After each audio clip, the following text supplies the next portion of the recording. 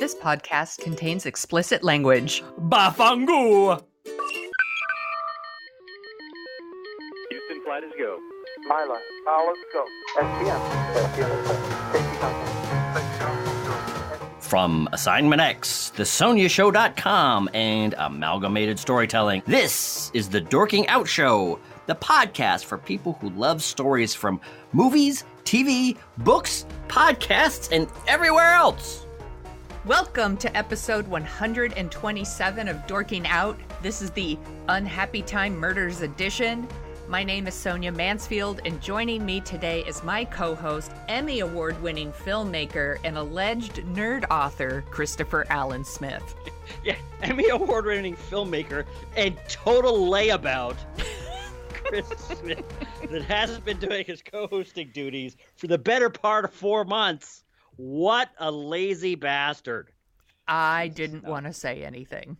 You didn't want to say anything, but let's call a spade a spade. We all can see what's going on. We can all see who's slagging off. Look, I appreciate that you're giving me this time to shine. That's right. Right? Yes. You know what? I assumed that's what you were doing. Are you telling me that you're just a lazy piece of shit? Do I have to tell you? No, you really don't. Why are you even asking? But actually, one thing that I have done, yes, to take this in a completely different direction, as you is do. I figured out the problem of the modern state of the internet. Oh. The problem with the internet, I have figured it out. Is it that most people are garbage? No, it's not. Okay, all right. Even though that is part of the problem. Okay. So here's the thing: when television is this came what you've been working on instead of doing No. our show? No, this is. Okay. I wish if I actually I have been very impacted with time, and if I had some more extra time, I would definitely write this up because this might sound like a funny whatever theory of the internet. But I'll be the judge of that. The more I think about it, the more I think it is definitely true. All right. So when television started, it was like a window to the world. What was it like when you got television, Smith? You've been Pretty listening much. to everything on the radio. That's right. You've been listening to everything on the radio, and then all of a sudden, you don't have to go to the movies to see, travel logs or see anything. You can watch television, and you can have an almost essentially live picture from anywhere in the world right in your living room, right where you live. Thanks for explaining television to us, Smith.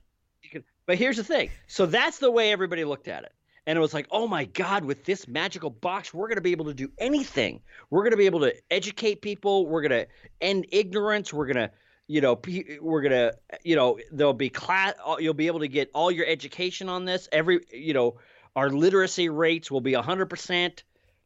Society itself will be smarter and more just and more whatever, because this unbelievably compelling way to communicate is in every home. Mm-hmm. Holy cow. So what happened? What happened? Exactly. So that's the way it was in the late 40s, early 50s. That's the way everybody reacted to it. Cut to 2 decades in. Pay attention to this timeline, people. Cut to 2 decades in, and it's Hee-Haw, The Love Boat, Emergency. Three's Company is the high water mark of 70s television. The best thing that you get is All in the Family. TV really is a huge wasteland. It's How dare you? The people that have There was good stuff. There was good stuff. There was some good stuff for every Star. But that's the thing, is for every Star Trek, you'd get 10 Lost in Spaces, or for every Leave It to Beaver or the Dick Van Dyke Show, you would get a million Mama's Families. So, why bother at a certain point? All right, what's your point? My point is, we are in the 1970s of the internet. We are in the Three's Company era of the internet. The internet comes out in about 20, 25 years ago. And everybody talks about all the different things it's going to change, all the way it's going to revolutionize our lives. And it does start to change a lot of stuff. It does do certain things, but the best use that everybody dreamed about still hasn't arrived. Remember when people were talking about you're going to have every movie at your fingertips, which we kind of do. It's going to be easy to communicate with everybody all over the world, and it's going to bring us all together. How's that working out? Yeah. It took this basically age of shit to push people who were doing television to like, all right, how are we really going to do this? The generation that grew up with television kind of took over the tools of television, and then they started producing The Sopranos. They started producing West Wing, The Wire.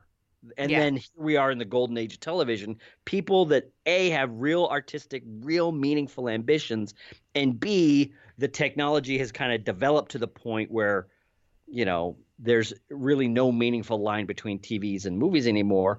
And so what happened is after the age of Three's Company, after the shit age of television started to live out its real potential. We are in the awful age, the Three's, as my friend Noah Welday said, when I was talking to him about this idea, he coined the perfect term, which is we are in the Three's Company age of the internet, and we just need to wait for the platinum age of the internet, where people who've grown up on the internet, the way great television makers grew up, they were not the first people to work in television. They had grown up their entire lives with television, and then they started making The Sopranos and The Wire and The West Wing and Mad Men and all the great shows that we know. We just need to get to that point, probably another 5 or 10 years, where people that all the old people that grew up without the internet are going to be gone, and people that grew up on the internet are going to figure out how to make Twitter safe for people who are not monsters inside. And on the outside. And on the outside. So I'm sorry to go on and on and on. Sonia has let me know that there were some technical difficulties that made it possible for me to talk, but for me not to hear her. Yeah. And quote unquote technical difficulties. That's right. And those technical difficulties. Surprise, everybody. Smith was talking and not listening. That's right. Those technical difficulties started about 2 weeks before our first episode and apparently have continued until now. Yes. But anyway, once he said we're in the Three's Company era of the internet, it's like, oh, that's what's going on. Okay. It's just going to suck for a while. That's it. I feel like it has been already sucking for a while. Exactly. But I really wish we were on the tail end of this, but I'm not so sure. Yeah. Well, you know what? That's the thing. We might be in the Three's Company of the internet. We might be in the I don't even know. We might be in the not even the Father's Knows Best. We might be in like the Gilligan's Island era of the internet. We might be in like the late 60s, early 70s, total fucking wasteland. But anyway, speaking of wastelands. Oh, dear. Happytime Murders. Oh, so, holy moly. Full disclosure, everybody. I have opened a beer, and I am having a beer while we talk about Happytime Murders, because I did sit through the movie sober, but I'm not planning on talking about it that way. That is really funny, because I have cracked open a Smirnoff screwdriver. I almost never drink. This is like, I really, like, I don't know. I drink maybe, 4 times a year. Yeah. And never to drunkenness. I love this story that I love to tell people every once in a while about in college, how you bought like Mad Dog 2020 or something like that. And you, no, it's Thunderbird. And you said to me, look at all this alcohol I got for $5. What could go wrong? You know what's really funny? Oh my God. You know what is really, it was Thunderbird something. And now that you mention it, it was like an orangey, super cheap. Oh no, thing. it's super gross. And this Smirnoff ice screwdriver thing, is like a screwdriver made with Tropicana, whatever. So I would bet you that this tastes almost exactly like that Thunderbird. I love that you drink the stuff that I'm like, who drinks that? People who don't drink. People who don't know how to drink. Like, who's drinking? Who's drinking the Lime-A-Ritas? That's right. Stuff like that. It's you. Yeah, it's me. So, all right. Well, so we need to get it. Everyone, the Happytime Murders, directed by Brian Henson, Jim Henson's son, written by Todd Berger, whose credits include Kung Fu Panda and the Smurfs, shorts. What? Shorts, like short films. No, I understand that. It's like, what is that? I didn't even know that was what? Apparently, that's the thing. It stars Melissa McCarthy, Maya Rudolph, Elizabeth Banks, and Bill Beretta as Phil Phillips. That's the puppet character, the lead puppet character. And he's kind of this washed-up former detective who was the first and only puppet to serve as a cop, and he pairs up with his former partner to solve a bunch of murders of the cast of a popular TV show called the Happytime Gang that was like a mix of humans and puppets. Right. Kind of like a Greg the Bunny. Right. Type of thing. And in this movie, like, humans and puppets, like, coexist, and I don't know, it doesn't seem that much of a stretch when we currently have Putin's puppet as a president. Wah, wah. Wah, wah. I've got a bunch of them. I know you do. The puppets in this movie could really use a hand with their script. That's right. Well, you know what? Philip, what's his name? Philip Phillips? Yeah, Philip Phillips. Phil Phillips. Phil Phillips. Yeah. What are his initials? PP. Get it? That is this movie. You know, Smith, when I walked out of this movie, I've felt better. Jesus. You know what's interesting? For all of the eye rolling that we are doing, I find it interesting that in this age of remakes and spinoffs and reboots and whatever, nobody is talking about how this is what was our count?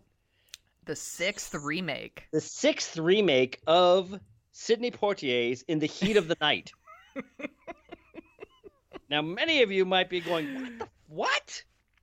It's true. Now, whenever Hollywood wants to examine from the Hollywood perspective, and by that I mean the lily white, very well-off perspective, you have to be both white and rich to live in this perspective. Yes. What they do is they partner a white cop with whatever subculture they want to pay attention to.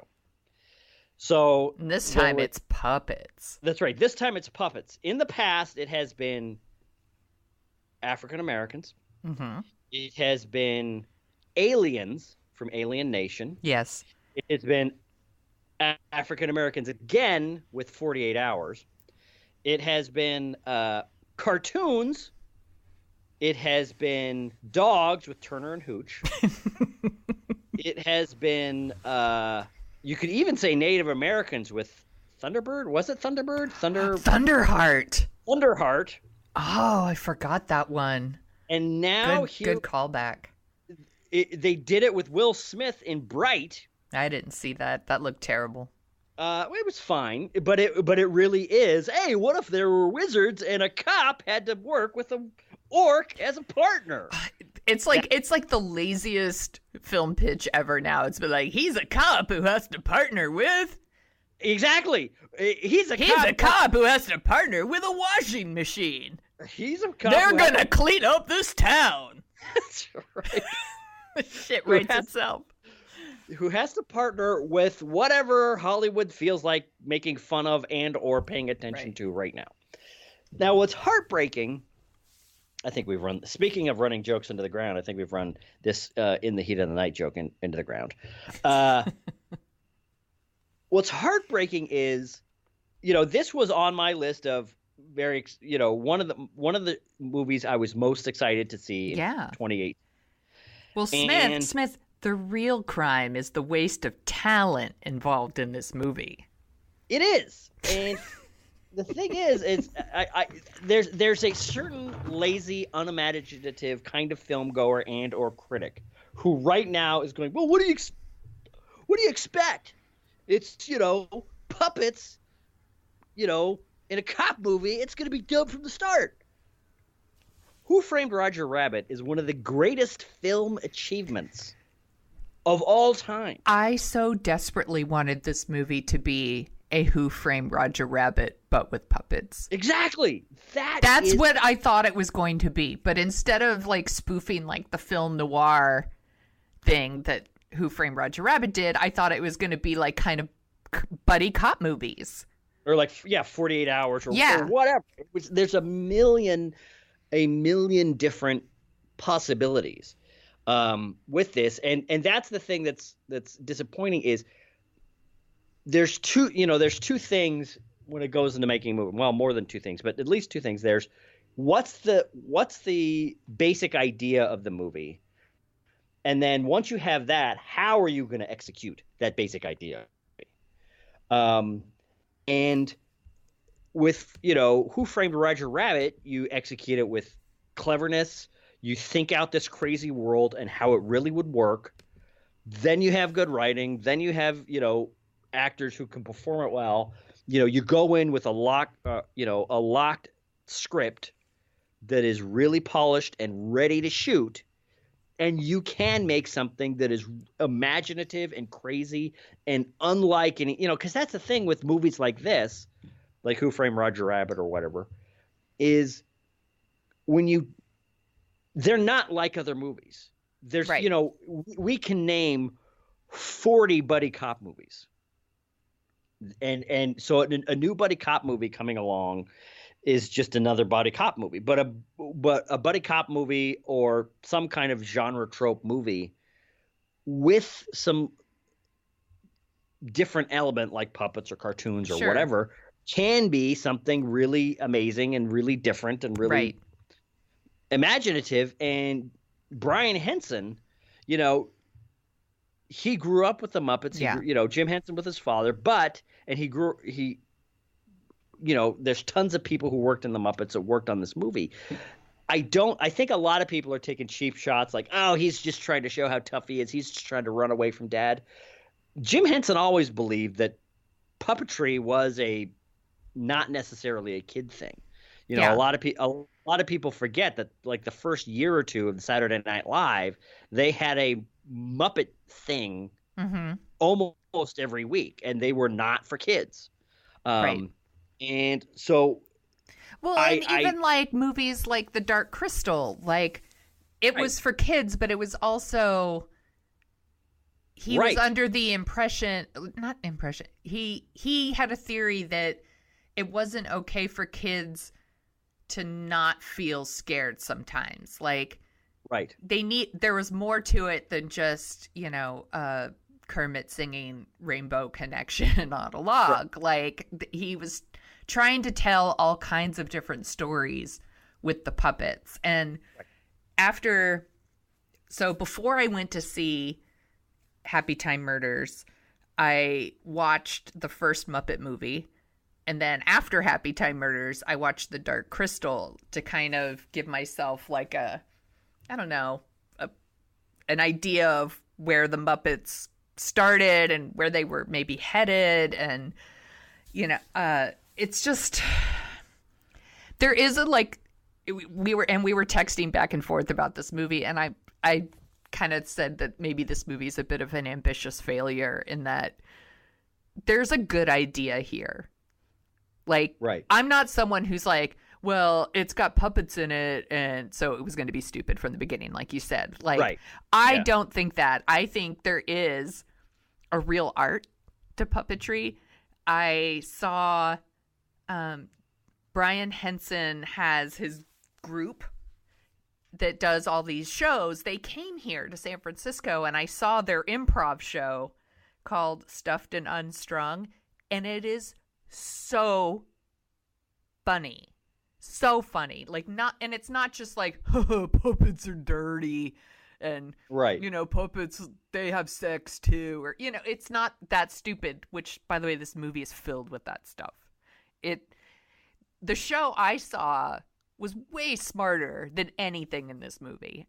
I was so disappointed by this movie. I thought the movie was going to be at the level of what I saw when they came here. And it wasn't. It was 100% like, haha, these puppets are gross, just like everyone else. Right. It's like, isn't it funny that the puppets say fuck? Or isn't it funny Yeah. that the puppets have sex? I'm like, this is like the fourth funniest movie I've seen this year with ejaculating puppets. Like, this is stupid. Right. It's stupid. It was just gross. It was like pee pee poo poo. Like, that's really what it was. And it's the same thing that, like, kind of like when South Park first came out. It was like a big, like, look at these cartoons and they're little kids and they swear and they say gross things. But South Park also had, like, a story and, like, other things that were going on. It wasn't just, like, fart jokes. Right. And this doesn't have that. Yeah, I think that's the thing that I would kind of put a button on is South Park. The thing was, hey, these kids are really foul-mouthed, which is funny for a scene and a half. Right. Then it's like, what else do you have? And if you don't have anything else, there's nothing going on. And that's what I found was like really profoundly frustrating with this movie is you could see, because this movie's been in development for, depending on how you cut it, 15 years. Right. Like, in a weird way, this, we've been talking back and forth lately about Mad Max Fury Road, and I think we might do a podcast on that. Because the more I think about it and the more, I kind of rewatched it again with my son lately, and it's like, God, I'm wondering if there is a better action movie than Fury Road. But Fury Road, George Miller had been working on that movie for close to 20 years by the time it came out. So you could see that every single millimeter of that screen for the entire running time had been thought out and thought out. If you want to look at it, actually, now that you want to step back a little bit, it takes 2 or 3 years to make your average movie once they go from green light to it's in the theaters. So you could say that he had the ability to put 5 to 10 times as much thought into Fury Road as any other movie, and it showed. How that connects to this is they could have put 5 to 10 times as much thought into Happytime Murders as any normal Muppet movie or any normal movie, but it looks like a lot of the scenes were like they're just screwing around on the set. Yeah. They just came up with this 5 minutes before the camera rolled. This is kind of what there's kind of two examples. Probably like because he works with these people. Like I said, the show I saw was an improv show. Uh-huh. So they probably were like, we have this like bare minimum skeleton script. We're just going to fucking wing it. And then you get someone like Melissa McCarthy, who's so funny. And you think like, well, we've got it. No, and that's not even like putting it on the puppets. Like this is true of like a shit ton of comedies that come out. Like, was it last year that The House came out? Yeah. Like I've heard about it. Yeah, they just hire like Will Smith and Amy Poehler, and they're like, I'm sure it'll be funny, but the script is like not there. Yeah, the script is not there. The script is not ready. So if they come in and they're having an off day, well, that's what you get. And these 3 scenes suck. Right. Because they were shot on. So you get 2 examples that I think kind of clarify what's going on with this movie. One of which is the puppet's a private eye. So what would you expect the private eye puppet to do? Like, what's your first thought? What would this what's going on with this puppet in his office? He's drinking. He's drinking whiskey. Yes. From a bottle from a bottle in his drawer. Yes, he's smoking. He's smoking. He's got his girl Friday type, fast talking, curvy. That's assistant. Maya Ruldoph. She's probably the best thing in this movie. Well, I would beg to differ, but we're going to see here in a second. Okay. And then the femme fatale comes in. Yeah, then the femme fatale. All of those things that it's your very first blush. What are the tropes of a private eye? Let's just tick them off the list, and that's all the thinking we're going to do for this character. And this is the main character, and the main character's kind of environment. It was all script writing 101. It was all what's the first thing you expect to see when I describe this scene to you? And so there's nothing there.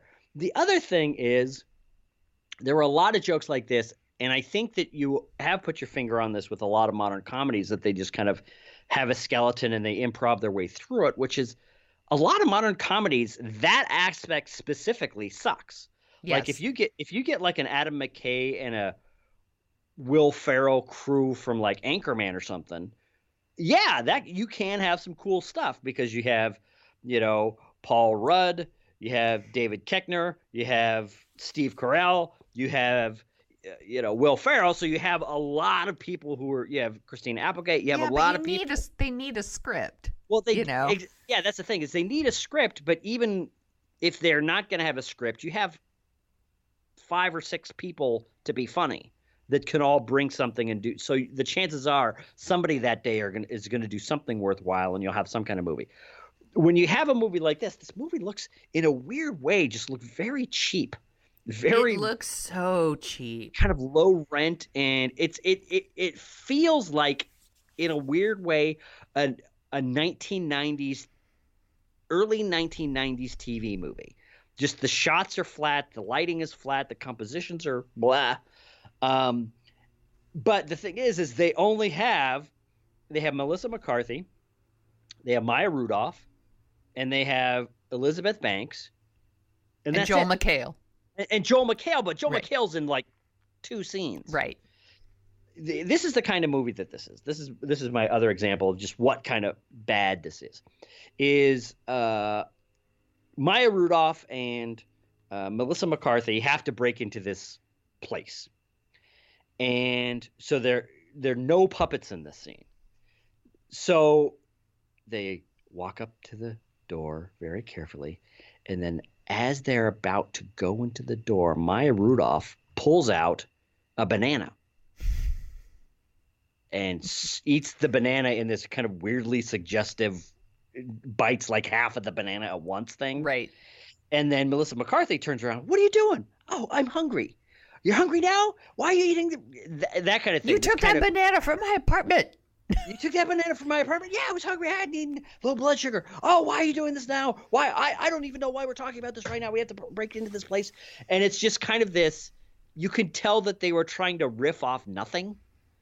And it really is kind of like, how are we going to start this scene? I don't know. Maybe she pulls a banana out and starts eating it, and they just talk about that. Yeah, okay, fine. That's fine. Right. That's the kind of movie this is. Yeah. It's just, ugh. I feel bad shitting all over it because I feel bad when we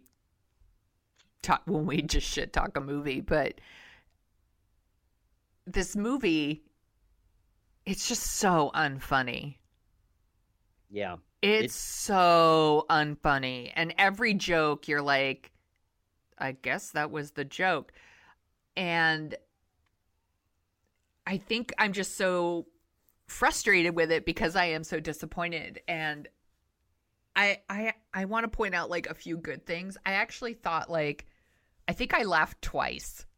Yeah. In the movie. And one of them was just Melissa McCarthy playing poker with a bunch of the puppets. Right. And one of the puppets calls her a bitch or something, or calls one of the other puppets a bitch, and she's like, I don't like it when you use that word, and it kind of turns into this thing where she ends up fighting all the puppets, and I don't know, I just found the interaction in that scene to be kind of funny. I was like, okay, there's one funny thing. Yeah. But overall, it's just stupid, gross humor that maybe like a 10-year-old boy is going to think is funny. Yeah. But the movie's rated R, so in theory, a 10-year-old shouldn't be seeing it anyway, although I brought my son. No, I'm just kidding. Wow. I didn't. No.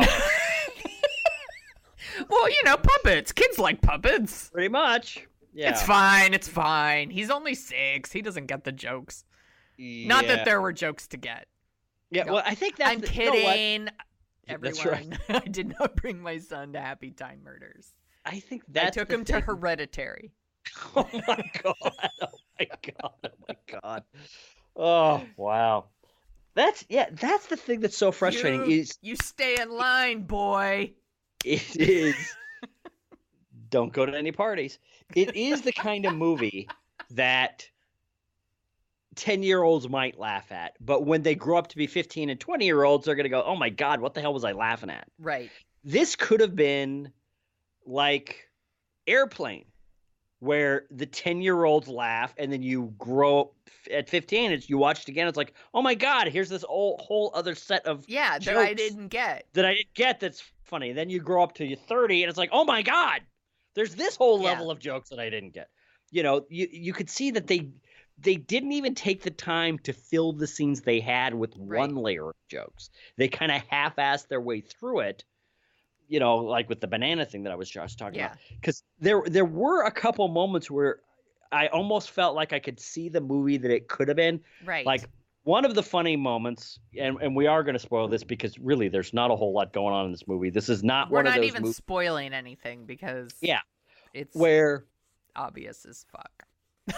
where the bad guy is going to murder a puppet, and the puppet is in a hot tub.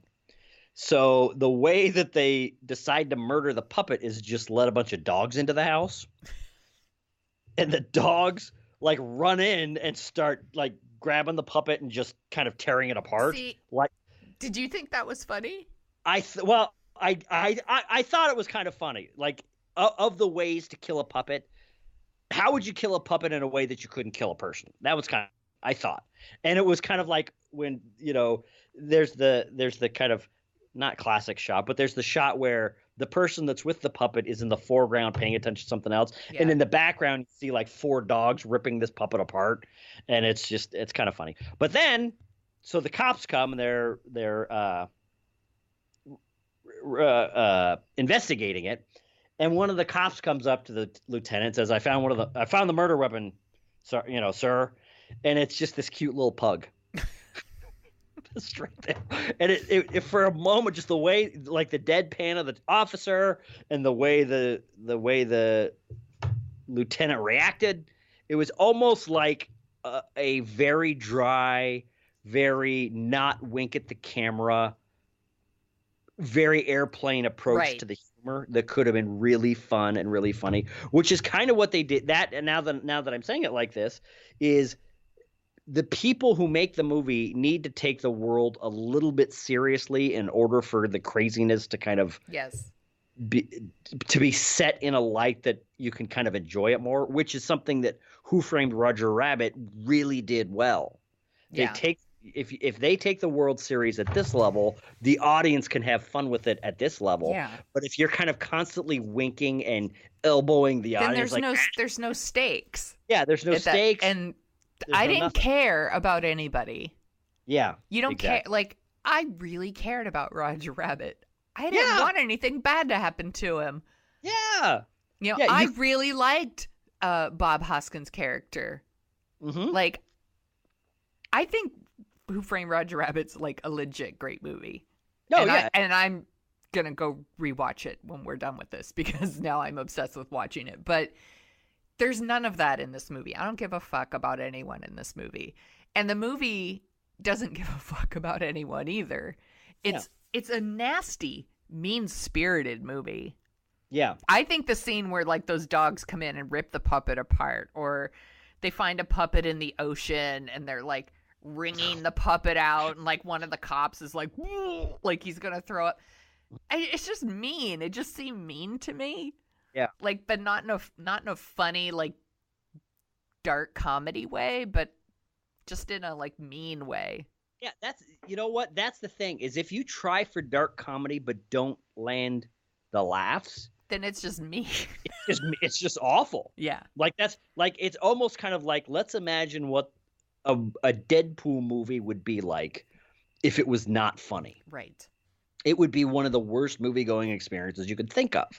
And this is, not that crazy, but there's a lot of nastiness. There's a lot of meanness. Oh, my God. Oh, I was listening to Reese's new book on Simpsons, and he said, he kind of crystallized something that I've always thought of in a much better way than I've ever said it, which is you can make a joke about anything. A joke is only as offensive as how unfunny it is. This isn't the way that I'm screwing it up, but it's basically like your jokes can be as offensive as you want them to be, but if they're funny, it doesn't really matter. Right. You literally can get away with murder if you're funny enough. And this was, now that we're talking it through, it's just baffling how all these people did all this work. And it's obvious the script wasn't there. They didn't really have an idea for how they were going to do this. They just kind of disappointing. They showed up with cameras and crews and a shit ton of talented puppeteers. Yeah. I mean, this is why it bums me out, because I think there's a legit good movie to be made. Yeah. About this, Yeah. but now it's like they kind of fucking blew their shot. Yeah. You blew it. Like, now everyone's going to be like, well, people don't want to see puppets, so. Right. And yeah, and here's the other thing that really is irritating is, in a way, this is the best puppet movie ever. Like, the state of the art of what they're doing in this movie is to make puppets walk around and you see them from head to toe and this is better than any Muppet movie made. During the credits, Mm-hmm. they show like some making of stuff. Yeah. And I came home and my husband's like, how was the movie? And I was like, it's terrible. And I said, but over the credits, they show you like making of footage. And I wish the whole movie had just been that. Yeah, it was really interesting. I would have watched the How We Make a Movie documentary with all these puppets. If it had been 90 minutes of just, we don't even ever get to see the movie. It's just, if we were filming a movie, this is what it would look like. Right. And because it's really interesting. Like, how they're making, because there is like a lot of cool stuff. Like the puppets are just walking around like on the street and there's no strings. It's not a person in a costume, and you're like, and you see the making of and they're wearing the green suits and, they're attached to the puppets and how they're walking around. It's really, really cool. Yeah. I wish that's what the movie, I would like to see the Happytime documentary. You know what? I just realized you just crystallized perfectly the problem with this movie. Oh, I'm so smart. What did I say? Because if you can imagine like a Christopher Guest mockumentary about a bunch of puppets, about a world where puppets really do exist, and they're making a cop movie where it's puppets and humans, it would be the Christopher Guest mockumentary of the making of Happytime Murders. And one of the things you would notice, kind of like with I was kind of wondering, is Brian Henson married, and did his wife maybe shoot a bunch of footage, and we could get like at Hearts of Darkness, like documentary style, like we got for Apocalypse Now?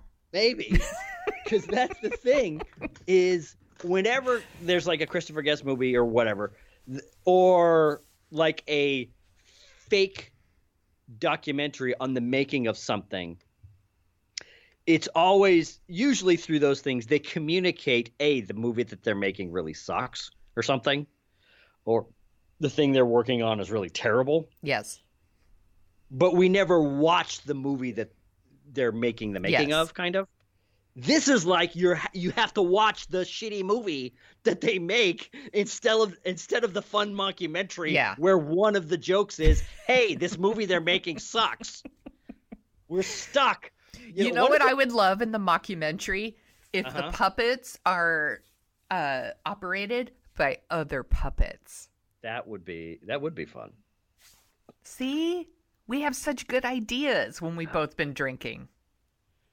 Boy, oh boy. So, here's the thing. By the way, did you notice who was playing Lyle? One of the cast members from Happytime? No, I don't think I It is no. Kevin Clash. Okay. It's Elmo. No. The man who did Elmo. No, I did not. That's great. Oh, no shit. And he plays I guess he does puppeting for a couple of the different characters in the movie, including Mr. Bumblebee Pants or Bumblebee Pants. Oh, whatever, the yeah. rabbit. Okay, there you go. So, look at that. for people who don't know, Kevin Clash did Elmo and kind of, I guess revitalized Sesame Street, like kind of put Sesame Street back on the map with Elmo, and there's like a whole documentary about him called Being Elmo, and it's super sweet. Some people with my address thinks that he kind of wrecked Sesame Street because it became the goddamn Elmo show, but we don't need to get into that. I totally get that, but I also think it's really sweet how much kids love Elmo. That's true. So, anyway, when I saw it was him, I was like, oh, I was glad that they were using him. Now, what have you seen all of the Muppet movies? Out of curiosity, I'm like, I don't even want to talk about Happytime Murders anymore. Yeah, I think I have. I think there might be one or two of the later of the pre-Disney, post-Jim Henson death movies that I did not see. I think the last one I saw in the theater was Muppets from Outer Space, I think. So, yeah. Why do you ask? I was just wondering. I rewatched the first one on Friday with my husband and my son, and it was just so fun to watch. Like a real, like, pleasant, fun family movie with really good, cute songs. Yeah. And I really enjoyed like all the celebrity cameos in it. It was a really solid movie. I hadn't seen it since I was a kid. And wow. It was just another one where, I was really impressed with the puppet work, and it's just very fun. And then to see something like The Dark Crystal, which sadly I had never seen. I haven't seen that for I had never seen 25 years. I had only seen like clips like here and there or whatever, but I had never seen it. And it was so interesting to watch because it's like not for kids. Yeah. But it kind of was. Yeah. Like, I guess older kids, maybe like 10 or 11. But it's so interesting looking, like very detailed and dark and kind of ugly and creepy. And yeah. I liked it. It was entertaining. And weird. Yeah. I keep saying that. Weird. So, to put a button and bring us home, maybe, what would you give maybe Happytime Murders? What number would you give it? Like a 3. God, you know what? I really want to see the movie now that would have us be more than 2 apart. We've had that movie before, haven't Have we? I think it's only happened like once, and it was like 3 apart. It's been maybe once, and I can't even remember it. We have never had a knockdown, drag out, freak out. Which is super weird because it's kind of all we used to do is argue. I feel like it is, but now I'm wondering, shit, maybe this is going to start the argument. Did we ever really used to argue? We kind of did. But I feel like we did. I feel like we did, but now that we're talking about it, it's like, what the fuck would we have argued about? We loved all the same movies. I don't know. We probably argued about like the stupidest like small detail about the movie. No, you're thinking about it wrong. Yeah, that's my way is right and your way is wrong. I was probably a huge dick about it. I might have been a huge dick about it, or it could have just been your Klansman boyfriend at the time. I didn't have a Klansman boyfriend. He was in the Klan. That is I believe inaccurate. I will refer you back to episode 125. No. Our review of the Klansman.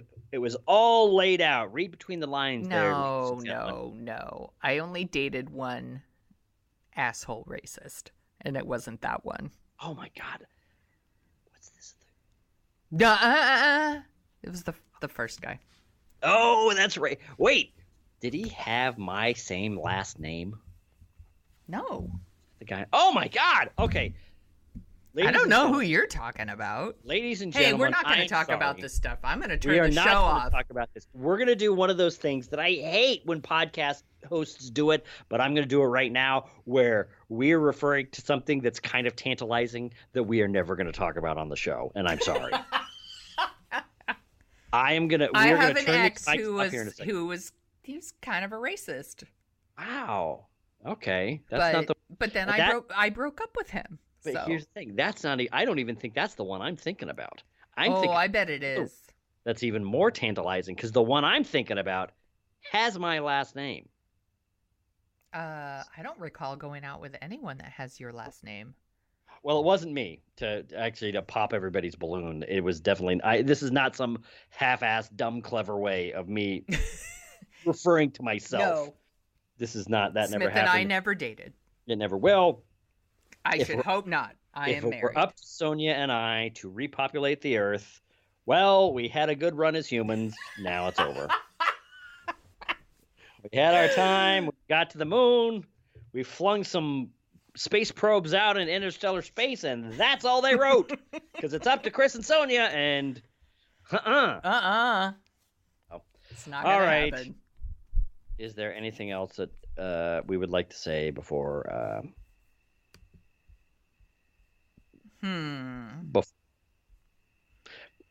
Do you want to talk about all the puppet jizz in this movie, or should we just not?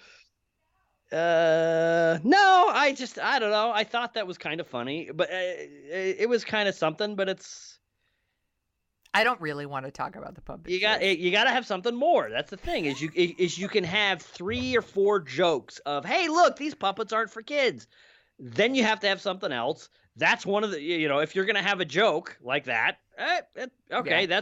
That's one of the 3 or 4. What else you got? Nothing. So, no. All right, Sonia, thank you for having me back on the show. Thank you for coming on your show. Where can people find you on the internet? They can find me at Jet Jurgens, where I almost never tweet. Or they can definitely follow him, you guys. He almost never tweets. That's right. Actually, what I have been tweeting about a little bit, I've kind of figured it out. Is Mark A. Altman and Ed Gross, 2 authors who wrote my favorite Star Trek books ever, the 50-Year Mission. They just put out a book on Battlestar Galactica, and we hope to have them on the show here in the next couple weeks. Mm-hmm. But you will notice that an inordinate percentage of my tweets is basically butt kissing those 2 guys because I love them so much.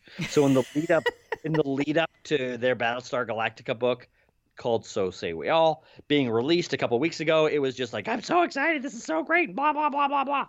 I don't think you're kissing their butt, because you legit love what they're writing about, and I do. Yeah.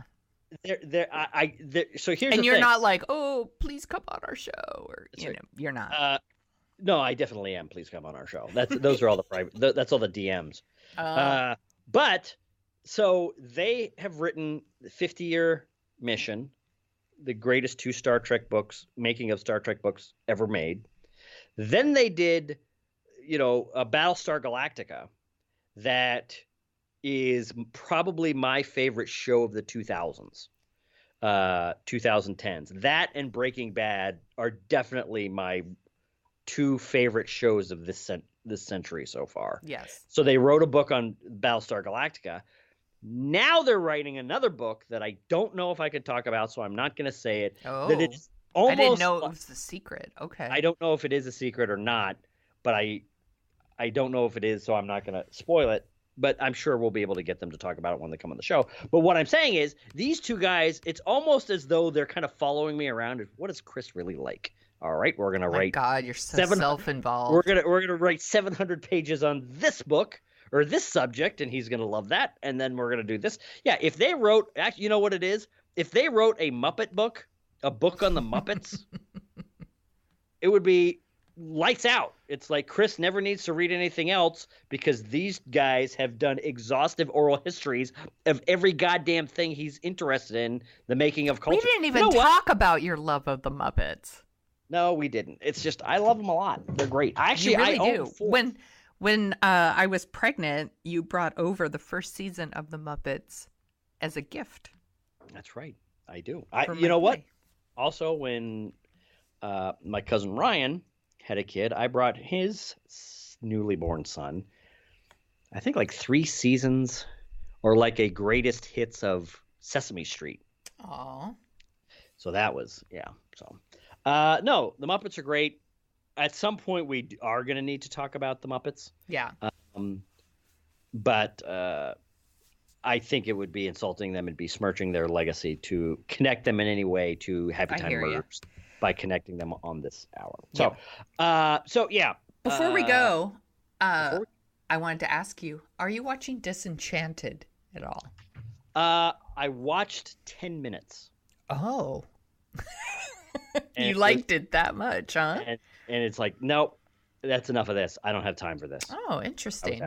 No, I'm just, it seemed not funny. And like Futurama, the first couple episodes were kind of like, I don't know. And then eventually it kind of grows on you. Yeah. This is like you could kind of see, the wizard behind the curtain. That's funny. So I actually thought the first episode was kind of funny. Oh, wow. And then each episode got less funny. Oh my God. Oh, you know what? But here's the thing. Now. Here's the thing. So this doesn't happen a lot in this house. We watched them all. Ugh.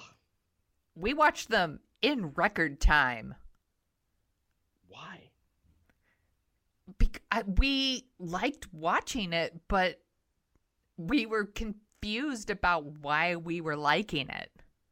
Because it wasn't terribly funny, but we were interested. Okay, well, I think so. It was almost like, wrong with that. If we got like 1 or 2 laughs an episode, and we were kind of like, where's the story going? Like, we cared enough to keep watching it. Okay. We watched it. We watched all 10 episodes. David and I are notoriously slow at binge watching. Like, we don't do it. And we got through the show in like less than a week. No kidding. Well, okay, now that you've watched the whole thing, what's the upshot? Should people pay attention to it? Is it I liked it. Okay. I thought it was interesting. Here's the thing, because first of all, it's a super easy watch. Yeah. We're talking about, a show that's less than 30 minutes. There were a few jokes in every episode to make it work, and I was curious enough about the story to let it go. And I feel like because of The Simpsons and because of Futurama, it already had earned like my time to like give it some room. Mm-hmm. So that's why I kept watching it. But then when it ended, I was like, oh, so that's where it's going, huh? Like, it's kind of weird. That's why I was curious if you had watched it, because it has this really weird trajectory for this show. And where it ends is kind of a super bummer. Oh, then I am definitely not going to watch it. Like, it ends on like a bummer, like cliffhanger that I'm like, this is supposed to be a funny animated show, right? But maybe the show's trying to be more BoJack Horseman than I think. Wow. Okay. We are not going to spoil this. So I'm going to do, for the second time in an hour, what irritates the shit out of me when other podcasts do it. But I'm going to ask Sonia Well, to spoil. we are all about like You know what? Let's ruining just do it shit right for now. people. Let's just do it right now. People, we're warning you right now. Disenchanted came out a week and a half ago, maybe. We're going to spoil the last episode of Disenchanted right now on this show.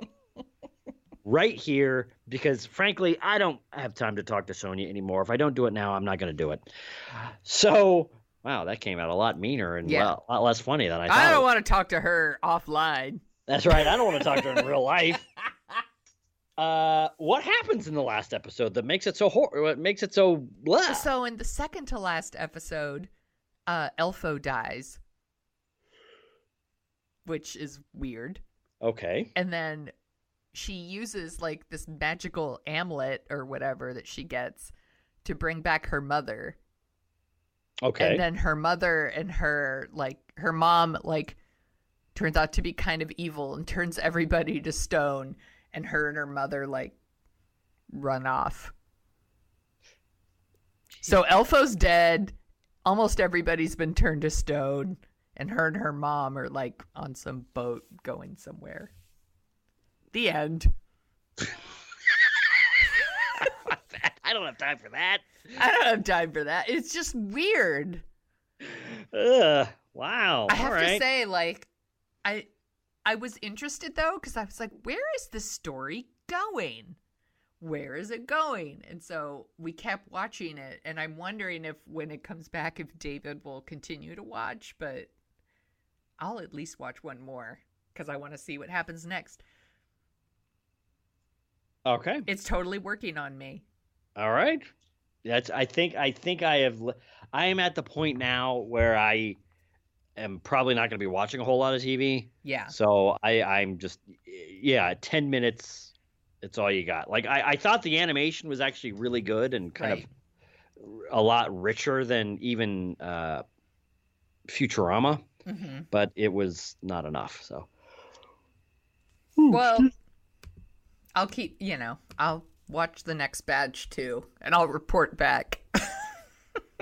You'll have to remind me when and if I cared. You didn't care about this, but it's back, and here's what happened. That's right. So, hey, you remember Disenchanted? No. All right, well, here, blah, blah, blah. Okay, so that's enough. So that's enough of that. So you can find the listening. Dorking Out Show at dorkingoutshow.com. You can follow us on Twitter at Dorking Out Show. You can find Smith at Jet Jurgens. You can find me at The Sonia Show. And this was super fun as always. And we'll have to figure out what you're going to talk about next time you come on. That's right. It might be. It's not going to be. It's not going to be Disenchanted. Not going to be Disenchanted. I'll tell you that much right now. I've already been disenchanted enough. Or Disenchantment, or whatever it's called. That's right. All right. Thank you for having me on. You're See you welcome. later. Bye.